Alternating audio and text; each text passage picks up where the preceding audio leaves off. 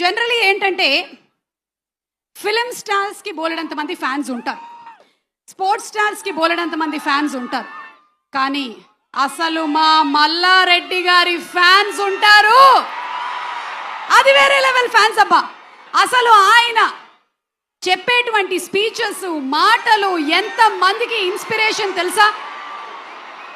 ఈరోజు మనం ఈ కార్యక్రమం ఇక్కడ జరుపుతున్నాము అంటే thank you so much Mallareddy గారు అండ్ టీమ్. యానిమల్ ఫంక్షన్ ఎంత సక్సెస్ఫుల్ గా, ఎంత ఘనంగా నిర్వహించారో, అలాగే ఈరోజు మన రాకింగ్ స్టార్ యష్ గారి టాక్సిక్ ని కూడా అంతే అద్భుతంగా నిర్వహించిన మల్లారెడ్డి గారికి a very hearty welcome చెప్తూ requesting him to please speak a few words.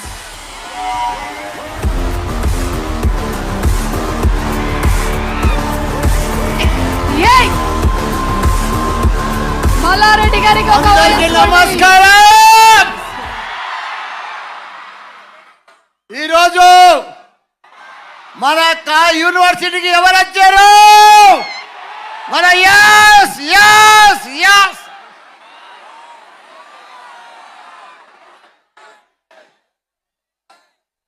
మనకు ముగ్గురు హీరోయిన్లు వచ్చిండ్రు. నంబర్ 1 హీరో ఇండియాలో.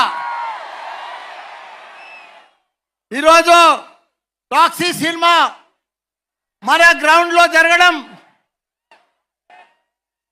చాలా, మా స్టూడెంట్స్ అందరికి కూడా చాలా ఆనందంగా ఉంది.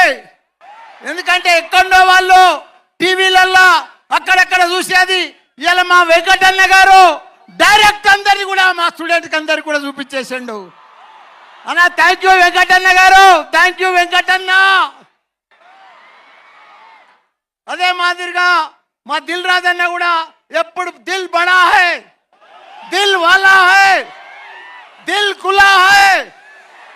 మా అన్న ఎప్పుడైనా మా మల్లారెడ్డి యూనివర్సిటీలో పెడితే బాగుంటుందని చెప్పి ఎప్పుడు మాకు 30 ఏళ్ళ దోస్తాన మా నాయన ఎంబడి సంది కూడా ఆయన మాకు దోస్తు.